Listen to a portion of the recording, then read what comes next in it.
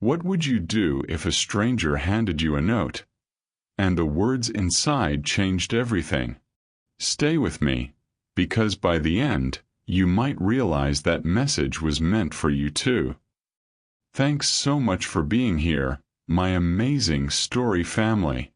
If you're excited for today's adventure and ready to dive in, make sure to hit subscribe and share in the comments where you're tuning in from. And don't forget, another captivating story awaits you tomorrow. You definitely won't want to miss it. The dinner rush at Maggie's Diner was in full swing. Steam rose from fresh plates of comfort food, conversations buzzed over clinking silverware, and tired servers weaved between tables with practiced precision. Just another ordinary Tuesday night in downtown Portland, or so everyone thought. At table 7 sat a man who commanded attention without asking for it. Mid-40s, navy blazer perfectly tailored, dark jeans that cost more than most people's monthly rent. His calm confidence suggested boardrooms and corner offices, yet something in his eyes hinted at depths beyond corporate success. He ordered the steak special, medium-rare ribeye, mashed potatoes, steamed vegetables. Simple, unassuming. What none of the bustling diners knew was that this man controlled a multi-billion-dollar empire. Tonight, he was deliberately hiding in plain sight. Clara Mitchell had been on her feet for 6 hours straight. At 24, she moved between tables with the efficiency of someone who knew every shortcut, every customer preference, every way to make tips stretch just a little further. Her smile remained genuine despite the exhaustion creeping into her shoulders. This was her second job, the one that paid for her writing classes, her small apartment, her dreams of becoming something more than just another face in an apron. She approached table 7 with her usual warmth. The well-dressed customer was polite but reserved, his attention split between his meal and a small notebook where he scribbled observations. Most customers barely acknowledged her existence beyond placing their order. This one was different. He actually listened when she spoke, made eye contact, treated her like a person rather than just service. When Clara returned with his bill, she hesitated for just a moment. Something about this stranger struck her. Perhaps the way he sat alone yet seemed completely comfortable, or how he watched the room with genuine curiosity rather than judgment. On impulse, she tucked a small folded piece of paper beneath the receipt. The man didn't notice at first. He paid with cash, left a generous tip, and gathered his belongings. Only when he reached for his wallet did the note flutter to the table. If you've ever believed in the power of human connection, you'll want to see how this unfolds. He unfolded the paper carefully, as if it might contain classified information. The handwriting was neat but hurried. "Thank you for coming here tonight. If you're in need of an honest ear or just someone to talk to, I'm here. Sometimes the world can feel heavy, but kindness is free. Clara." For a moment, the noise of the diner faded. This billionaire, accustomed to calculated networking, strategic relationships, and carefully crafted communications, held something entirely unexpected. Authentic human kindness from someone who expected nothing in return. He looked up to find Clara, but she had already moved to her next table, unaware that her simple gesture would soon change not just his life, but the lives of thousands of others. What she wrote in those few words would spark a movement that touched communities across the nation, proving that sometimes the smallest acts create the most extraordinary transformations. The man sitting alone at table 7 wasn't just any businessman. His name was Julian Beckett, and in the tech world that name carried the weight of revolution. As the founder and CEO of Obsidian Technologies, Julian had built a company worth $12 billion from nothing more than a college dorm room idea and relentless determination. While Clara cleared tables for tips, Julian's decisions moved stock markets. The smartphone in her apron pocket ran on software his company had developed. The digital payment system processing his dinner bill flowed through servers he owned. Yet here he sat, deliberately anonymous, watching her work with genuine fascination. 3 months earlier, Julian had stood before 2,000 investors at the Global Tech Summit in San Francisco. The applause was thunderous as he announced Obsidian's latest breakthrough: artificial intelligence that could predict consumer behavior with 97% accuracy. Flashbulbs strobed, reporters scribbled notes, and colleagues lined up to congratulate him on another billion-dollar innovation. But walking back to his penthouse that night, Julian felt completely hollow. Success, he realized, had become a prison of expectations. Every conversation was calculated, every relationship scrutinized for ulterior motives.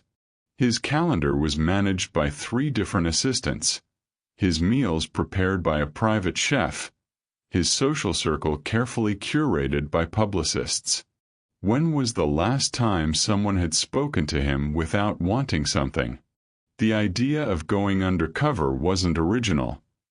Julian had heard podcasts about wealthy individuals attempting to live without their usual privileges. Some called it a publicity stunt. Others dismissed it as rich person guilt. But for Julian, the motivation ran deeper. He craved authenticity in a world where everything felt manufactured. So he began his experiment. No designer suits, no company car, no entourage. Just Julian Beckett, presented as a mid-level business consultant from Seattle. He chose Portland deliberately. Far enough from Silicon Valley that recognition was unlikely, close enough that the culture felt familiar. The notebook he carried everywhere contained observations that would have shocked his board of directors. Page after page documented the lives of ordinary people. The single mother working double shifts to afford her son's baseball equipment, the elderly man who visited the same coffee shop every morning just to have someone remember his name, the college student who tutored high school kids for free because education had changed his own life. These weren't market research subjects or demographic data points.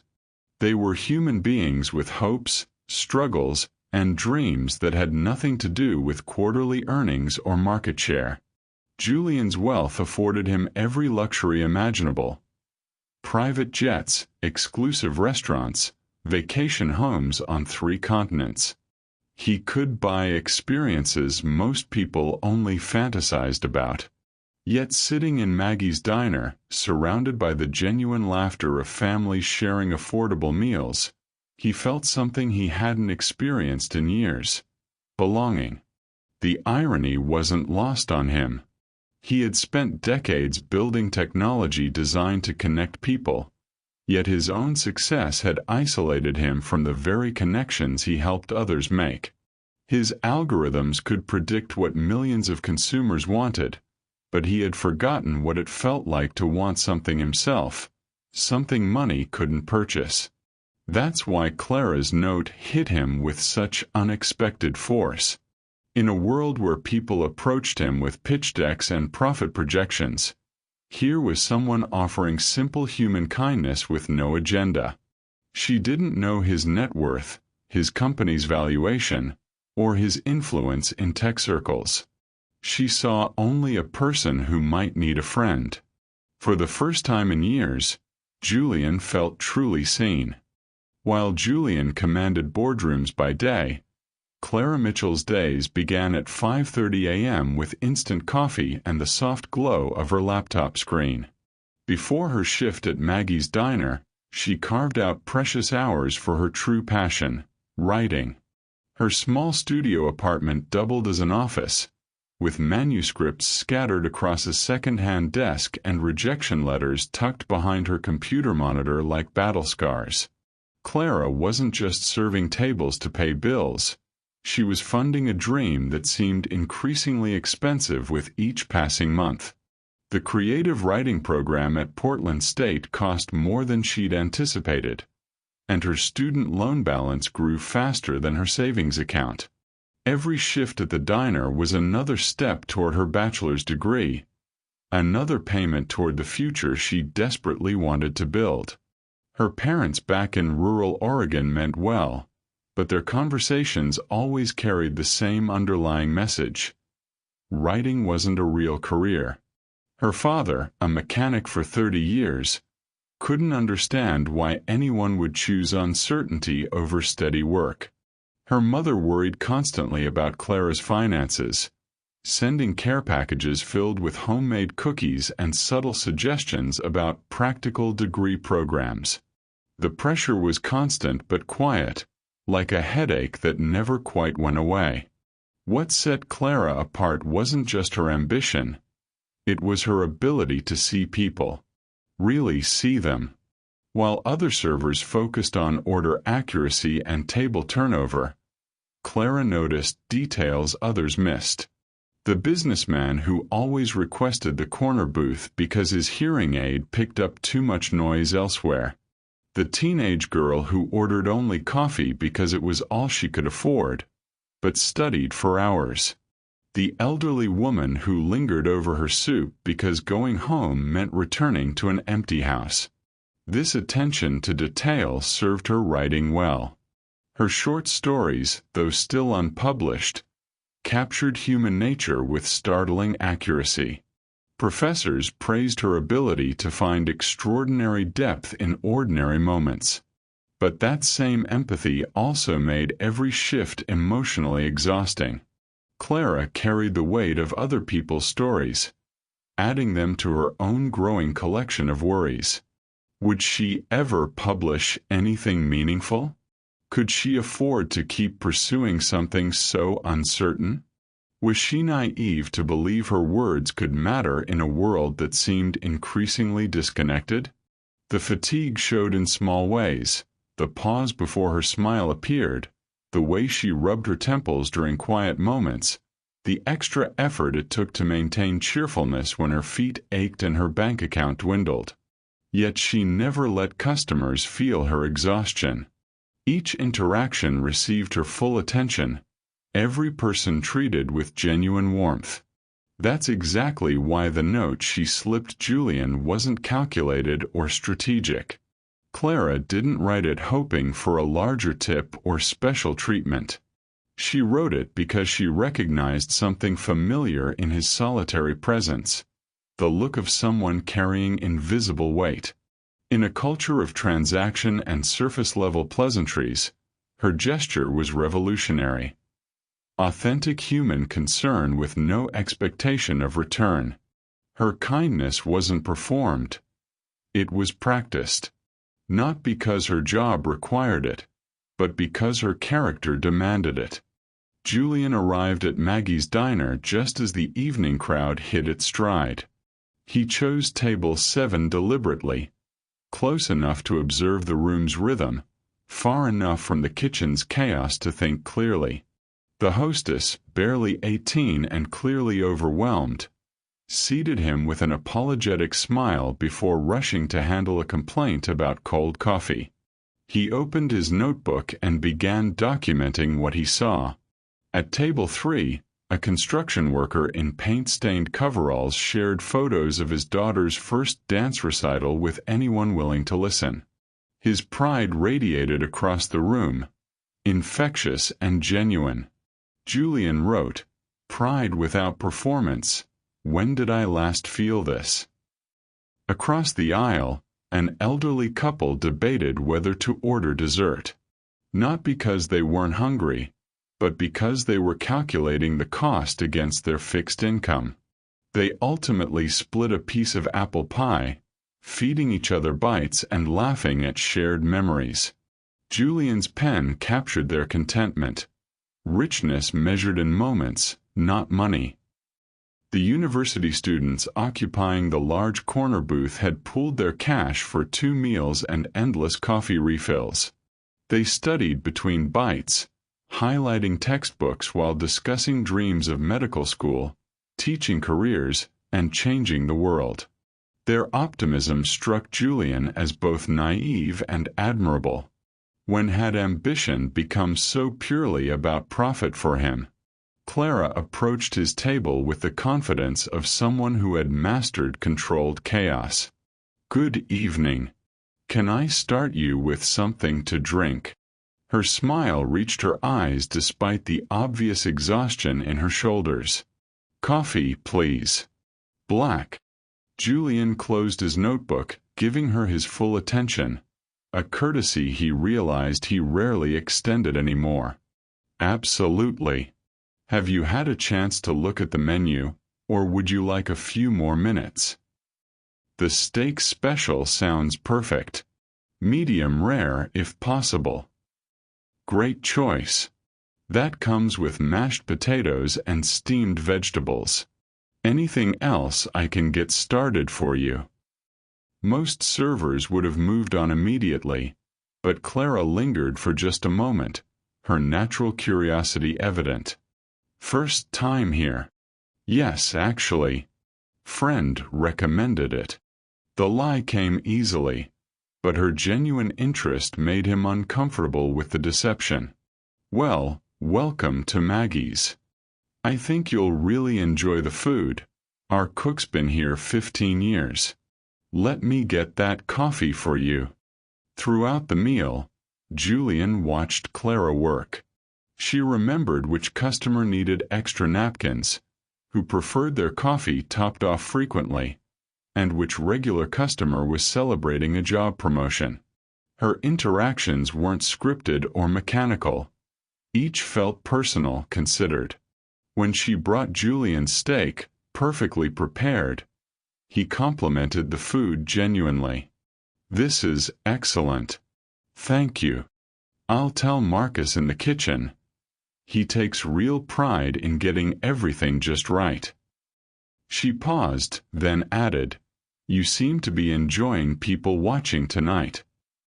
Julian glanced at his notebook, surprised she'd noticed. "Guilty as charged. It's fascinating, really. Everyone here has their own story." "That's exactly what I love about this job," Clara said, her voice brightening. "Every person who sits down has lived a whole life to get to this moment.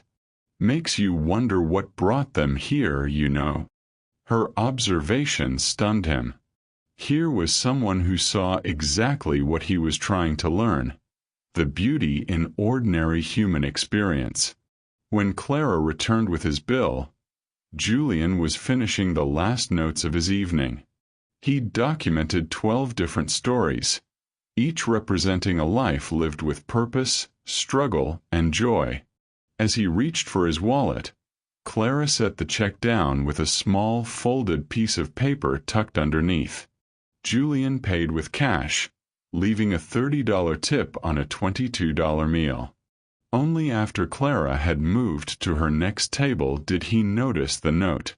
His hands were steadier in boardroom negotiations worth millions than they were unfolding that simple piece of paper.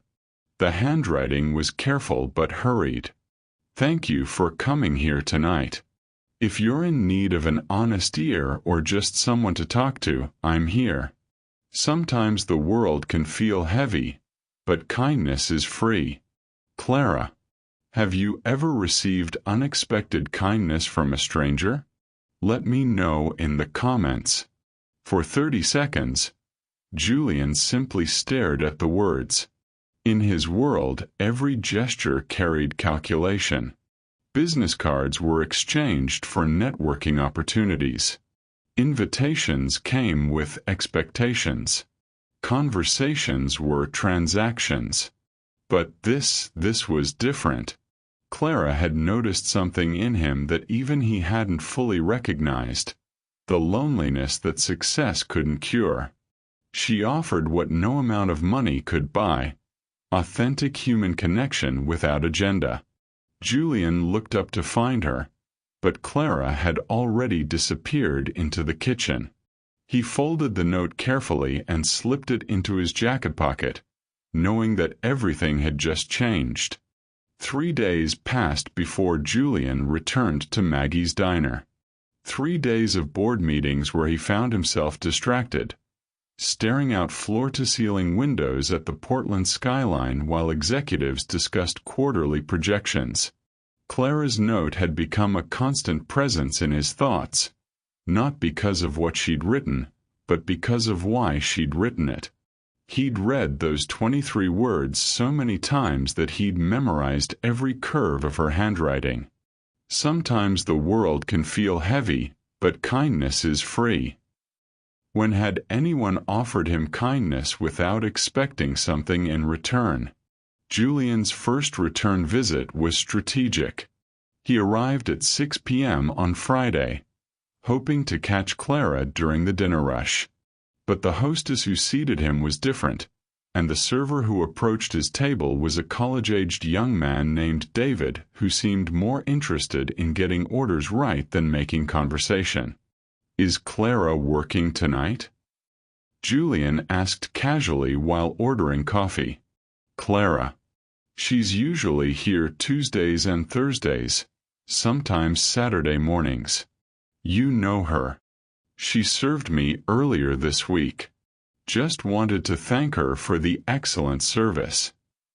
David nodded and moved on, leaving Julian to drink coffee he didn't want while observing a dinner crowd that felt completely different without Clara's presence.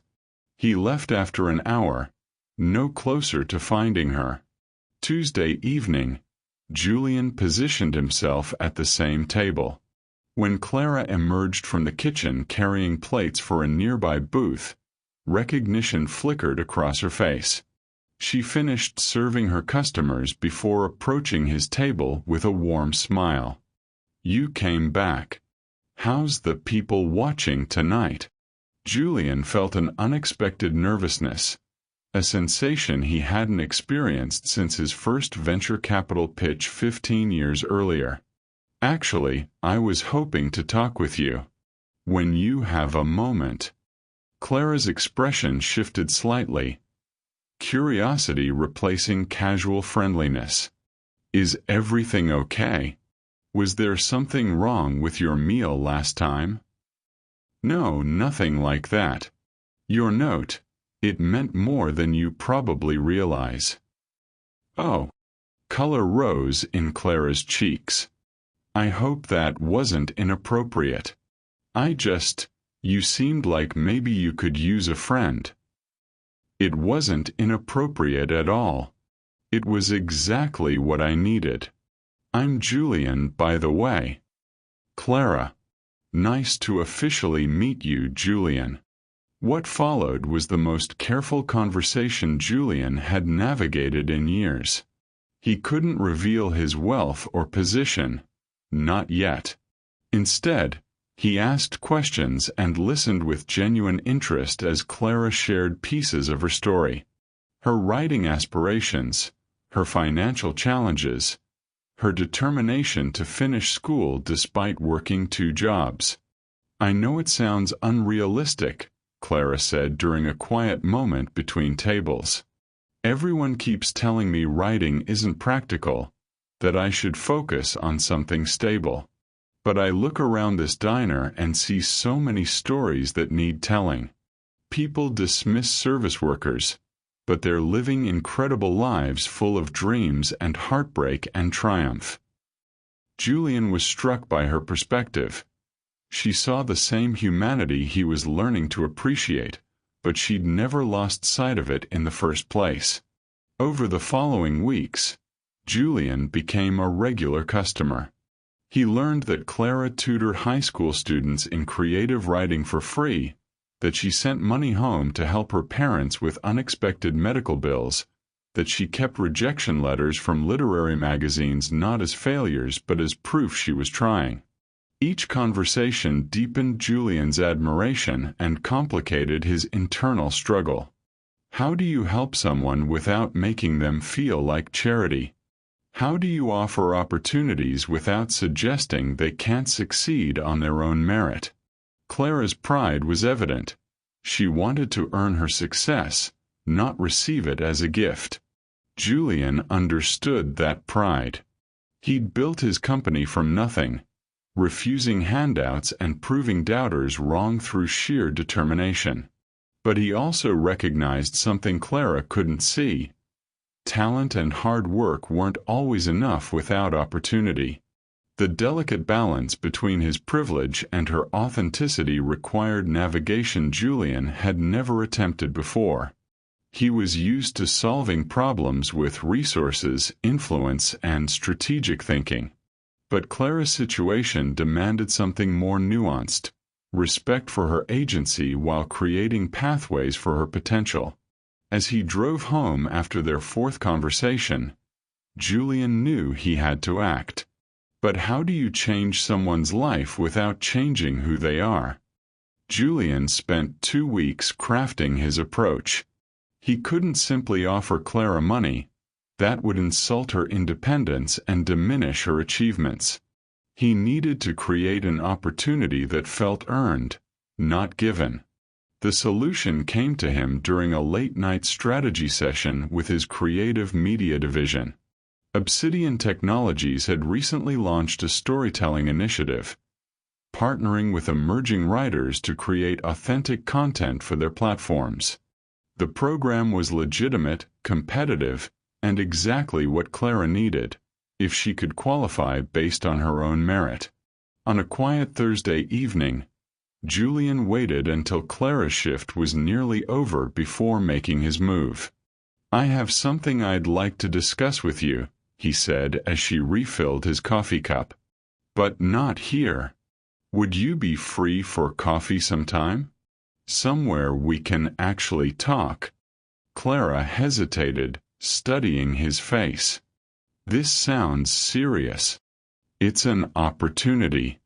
But I want to present it properly, with all the details you deserve." They met Saturday afternoon at a small cafe across town. Julian had chosen the location carefully. Neutral territory where Clara would feel comfortable walking away if his proposal seemed inappropriate. He'd also prepared extensively, bringing printed materials and references that would validate his offer. "Clara, I need to be honest with you about something," Julian began. "I'm not just a business consultant from Seattle." Her expression grew guarded. "Okay. My name is Julian Beckett. I'm the founder of Obsidian Technologies." He watched her face carefully, ready to explain or retreat based on her reaction. Clara blinked several times, processing the information. "The tech company. The one with the AI platforms." "That's right. And before you ask, no, this isn't some elaborate setup or social experiment. I came to Maggie's because I wanted to experience life outside my usual circles. Your note caught me completely off guard because it was genuine. Everything about you is genuine. I don't understand. Why are you telling me this?" Julian pulled out the printed materials he'd prepared. "Because I want to offer you something, but I need you to know it's legitimate and competitive.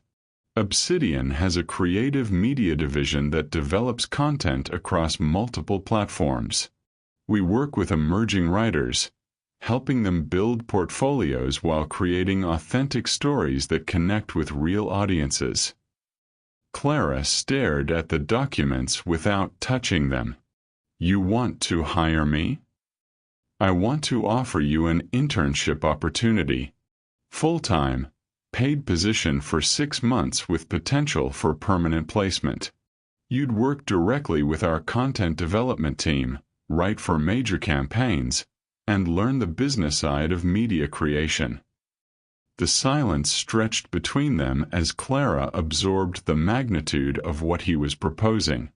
Julian could see her mind racing, excitement battling skepticism, hope wrestling with disbelief. "Why me?" she finally asked. "I'm a waitress with an incomplete degree and a collection of rejection letters." "Because you see stories everywhere. Because you understand people in ways that our algorithm specialists and marketing experts never will. Because your writing captures truth, not just technique." Clara picked up the internship description, scanning the requirements and responsibilities. "This says I'd need writing samples, references, a portfolio review. All standard procedure. I'm not offering you special treatment. I'm offering you a chance to compete fairly for something you're qualified to win. What would you do with an unexpected opportunity? Share your thoughts below." The application process took 3 weeks. Clara submitted her best short stories, gathered references from professors and former employers, and endured interviews with department heads who had no idea she'd been recommended by the CEO. When the acceptance call came, she'd earned it entirely on her own merit. Her first day at Obsidian Technologies was a study in contrasts. Clara arrived in her best interview outfit, a blazer from a discount store and shoes she'd polished to hide their wear. The elevator that carried her to the 32nd floor offered views of the city she'd only seen from ground level. Julian watched from a distance as Clara met her new colleagues, toured the facilities, and settled into her workspace. The transformation wasn't immediate. It was gradual, organic, and remarkable to witness. Within weeks, Clara was contributing ideas that impressed seasoned professionals. Her background serving diverse customers translated into insights about audience engagement that no focus group could provide. Her writing brought emotional authenticity to campaigns that had previously felt corporate and calculated. But the mentorship that developed between Julian and Clara became equally transformative for him. Their weekly meetings evolved beyond professional guidance into conversations about purpose, creativity, and the responsibility that comes with influence. Clara challenged Julian's assumptions about business, success, and the stories worth telling. "You've built something incredible," Clara told him during one of their sessions. "But you've lost touch with why you built it. People don't connect with brands, they connect with other people. Your company succeeds when it remembers that technology serves humanity, not the other way around." Julian found himself returning to fundamental questions he'd abandoned years earlier. What problems was he really trying to solve? How could success create more opportunity for others? What stories should his company be telling? 6 months into Clara's internship, Obsidian Technologies launched its most successful campaign in 5 years, a series of authentic stories about ordinary people achieving extraordinary things. Clara had led the project, transforming her diner observations into content that reached millions of viewers worldwide. The girl who once worried about paying for writing classes was now shaping narratives that influenced global conversations. Yet she remained fundamentally herself, curious, empathetic, and committed to finding truth in everyday moments. Julian realized that in trying to give Clara an opportunity, she had given him something far more valuable, a reminder of why his work mattered. 8 months after Clara joined Obsidian Technologies, Julian stood before his executive team with a proposal unlike anything they'd seen from him before. Instead of discussing market expansion or technological innovations, he pulled out a small, weathered piece of paper, the note Clara had given him that night at Maggie's diner. "This changed my life," Julian told his bewildered board members. 23 words from a stranger who expected nothing in return. And it got me thinking, what if we could scale kindness the way we scale technology? The concept Julian presented was deceptively simple. a digital platform that would facilitate anonymous notes of encouragement between strangers. Not social media posts seeking likes or comments, but genuine, private messages designed to lift someone's spirits without any expectation of reciprocity. We call it the Note Project, Julian explained. The technology is straightforward, location-based matching that connects people within communities, anonymous messaging with built-in kindness filters, and distribution systems that can place digital notes where people need them most. Clara had helped design the user experience, drawing from her understanding of human nature and authentic connection. The platform would allow users to leave encouraging messages for others facing specific situations. Someone starting a new job, dealing with loss, celebrating small victories, or simply having a difficult day. The pilot program launched in Portland, beginning appropriately at Maggie's Diner. Customers could scan a QR code at their table to access the Note Project, either leaving messages for future diners or receiving encouragement from previous visitors. The response was immediate and overwhelming. Within the first week, over 300 notes had been exchanged. A construction worker left encouragement for students studying late over coffee. A grandmother shared wisdom with young parents struggling through their children's tantrums.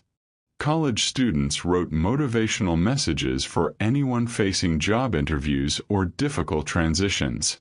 But the real magic happened when the notes began creating genuine, lasting impact. Maria Santos, a single mother working 3 jobs to support her children, discovered a note while eating lunch alone at Maggie's. Your strength inspires everyone around you, even when you can't see it. Your kids are lucky to have you.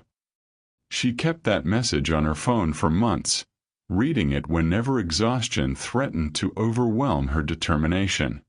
David Chen, recently laid off from a tech job, found encouragement from someone who had survived unemployment.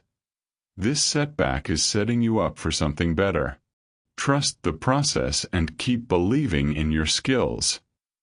The note gave him confidence to pursue freelancing opportunities that eventually led to his most fulfilling career move.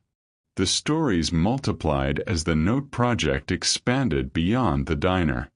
Coffee shops, libraries, hospitals, and community centers across Portland began hosting note exchanges. The technology evolved to include digital bulletin boards in waiting rooms, encouraging messages delivered to people checking in at gyms or community colleges, and location-triggered notifications that appeared when someone visited places associated with significant life changes. Within 6 months, the Note Project had spread to 12 cities across the Pacific Northwest. The platform's artificial intelligence learned to match messages with recipients who needed them most, while maintaining complete anonymity. Someone posting about feeling lonely at a new school might receive encouragement from a person who had navigated similar transitions. Parents sharing anxiety about their children's struggles would find support from others who understood their concerns. The measurable impact began emerging through partnerships with mental health organizations and community groups. Hospitals reported that patients receiving anonymous encouragement notes showed improved recovery attitudes. Schools where the Note Project operated saw decreased reports of student isolation and increased participation in extracurricular activities. Community centers documented higher attendance at programs after implementing note exchange systems. Clara became the Note Project's chief storyteller, documenting the human impact of technological facilitated kindness. Her role involved collecting testimonials, identifying successful implementation strategies, and ensuring the platform maintained its authentic, non-commercial spirit. One of her most powerful stories came from Seattle, where a teenager named Alex had been struggling with depression and social anxiety. A note left at their local library: "Someone believes in you today, even if you don't believe in yourself," arrived exactly when Alex needed it most. That anonymous encouragement became the catalyst for Alex to seek counseling and eventually join the school's peer mentoring program. The full circle became apparent when Alex, now thriving, left their own note at the same library. "Thank you to whoever wrote me a note 6 months ago. You saved my life, and now I want to help save others." The message was discovered by another struggling teenager, continuing the chain of compassion that had begun with Clara's simple gesture in a Portland diner. By its first anniversary, the Note Project had facilitated over 50,000 anonymous exchanges across 30 cities. The platform had partnered with healthcare systems, educational institutions, and community organizations to create targeted encouragement networks. Veteran centers used the system to connect service members with civilian supporters. Homeless shelters implemented note exchanges that helped people maintain hope during difficult transitions. Senior centers created intergenerational messaging programs that connected elderly residents with young volunteers. Julian often reflected on the profound simplicity of what they built. Advanced algorithms and sophisticated matching systems ultimately served one fundamental human need: the desire to know that someone cares. The technology merely facilitated what Clara had done instinctively: recognizing when another person needed kindness and having the courage to offer it. What started as one waitress's compassionate impulse toward a lonely customer had become a movement touching thousands of lives across multiple states, proving that authentic human connection could indeed be scaled without losing its essential authenticity. The story of Julian and Clara reveals profound truths about the world we live in today. In an era where technology connects us instantly across continents, genuine human connection has become surprisingly rare. We can video chat with someone on the opposite side of the planet, yet many people feel more isolated than ever before.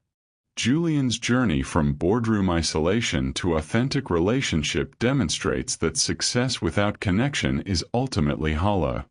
He had achieved every metric of professional accomplishment: wealth, influence, recognition, yet felt fundamentally alone until Clara's simple act of kindness reminded him what truly matters. Her note didn't offer business opportunities or strategic advantages. It offered something far more valuable: the recognition that he existed as a human being worthy of care. This speaks to a universal truth we often forget. Every person we encounter carries invisible burdens, hopes, and dreams. The businessman in the expensive suit might be struggling with loneliness. The cheerful server might be financing dreams while battling exhaustion. The teenager scrolling through their phone might desperately need someone to notice their worth. Clara's ability to see Julian's humanity despite their obvious differences in circumstances reveals why authenticity matters across all social levels. She didn't treat him differently because of his apparent wealth or status. She treated him with the same genuine care she showed every customer. In a world increasingly divided by economic inequality, political differences, and social media echo chambers, authentic human connection transcends these artificial barriers. The power of small gestures cannot be overstated in our disconnected world. Clara didn't perform a grand romantic gesture or deliver a life-changing speech. She wrote 23 words on a piece of paper. Yet those words catalyzed a transformation that eventually touched 50,000 lives. This demonstrates that we don't need wealth, influence, or special platforms to make a difference. We need only the courage to extend genuine kindness to another human being. Julian's response to Clara's kindness also illustrates the responsibility that comes with privilege and power. When circumstances grant us advantages, whether through wealth, position, or simply good fortune, we face a choice. We can use those advantages solely for personal benefit, or we can leverage them to create opportunities for others. Julian chose the latter, but he did so with wisdom and respect for Clara's agency. He didn't try to rescue her. He created pathways for her to rescue herself. Everyday heroes like Clara shape our world in ways that rarely make headlines. While we celebrate billionaires and celebrities, the real architects of human progress are often people working multiple jobs, pursuing education despite financial barriers, and finding time to care for others while managing their own struggles. Clara's kindness toward Julian was remarkable not because it was unusual for her, but because such authentic care has become unusual in our society. The Note Project's success reflects similar real-world movements that prove human kindness remains a powerful force for change. Organizations like Random Acts of Kindness Foundation document how small gestures create measurable community impact. The Free Hugs campaign showed how simple physical affection could improve mental health outcomes. Post-it note campaigns in subway stations and college campuses have provided anonymous encouragement during particularly stressful periods. These movements succeed because they address a fundamental human need that technology and traditional social programs often miss: the need to feel seen, valued, and connected to something larger than ourselves. But here's what makes this story truly powerful. It's not about Julian's wealth or Clara's talent. It's about the moment when two human beings saw each other clearly and chose to act with compassion. That moment is available to every one of us, regardless of our circumstances, resources, or social status. Right now, someone in your life needs what Clara offered Julian: authentic acknowledgement of their worth and struggles. Maybe it's the cashier who seems overwhelmed during your grocery run, the coworker who's been quieter than usual, or the family member who always asks how you're doing but never talks about themselves. What story of unexpected kindness has changed your life? Have you ever been Clara, offering encouragement to a stranger? Have you ever been Julian, surprised by someone's genuine care when you needed it most? I want to hear your experiences. Share them in the comments below. If this story resonated with you, subscribe to Milton Stories for more tales of human connection that remind us why authenticity and kindness matter. Share this video with someone who needs to remember that small gestures can create extraordinary change. Most importantly, be the person who writes the note. Be the person who sees others clearly and responds with compassion. In a world that often feels increasingly divided and disconnected, your simple acts of kindness might be exactly what someone needs to transform their life, and in the process transform your own. Because sometimes, changing the world starts with 23 words on a piece of paper. Today, Clara Mitchell leads Obsidian Technology's storytelling division, crafting narratives that help millions of people connect with brands that understand human nature. Her writing classes are funded, her dreams are thriving, and her impact extends far beyond anything she could have achieved serving tables alone. Yet she still carries a small notebook, jotting down observations about the people around her, because some habits are too valuable to abandon. Julian Beckett returned to Maggie's Diner last month, not as an undercover billionaire seeking authenticity, but as a man who had found his purpose. He ordered the same steak special, sat at the same table, and left a note of his own for whoever might need it. The Note Project now operates in over 100 cities, facilitating kindness between strangers who may never meet but whose lives become permanently intertwined through simple acts of compassion. Their story continues to create new chapters every day. A teenager in Denver finds courage through an anonymous message. A veteran in Miami discovers hope during a difficult transition. A grandmother in Boston shares wisdom with someone facing loss. Each exchange traces back to that humid summer evening when a waitress decided that kindness was worth the risk and a successful entrepreneur learned that authenticity was worth more than any acquisition. The transformation that began with 23 handwritten words has become a testament to human potential. Not the potential to achieve wealth or status, but the potential to recognize each other's humanity and respond with care. Your life contains countless opportunities to be Clara, to see someone who needs encouragement and find the courage to offer it. You also have moments to be Julian, to recognize when someone has shown you authentic kindness and honor that gift by creating opportunities for others. The person sitting next to you on the bus, the colleague who seems overwhelmed, the family member who always puts others first, they're all carrying stories that matter, dreams that deserve support, and hearts that need to know someone cares. Next week on Milton Stories, we'll explore another incredible tale of human connection that proves love appears in the most unexpected places. A homeless veteran's act of heroism catches the attention of a woman who had given up on finding genuine people in her world of privilege and pretense.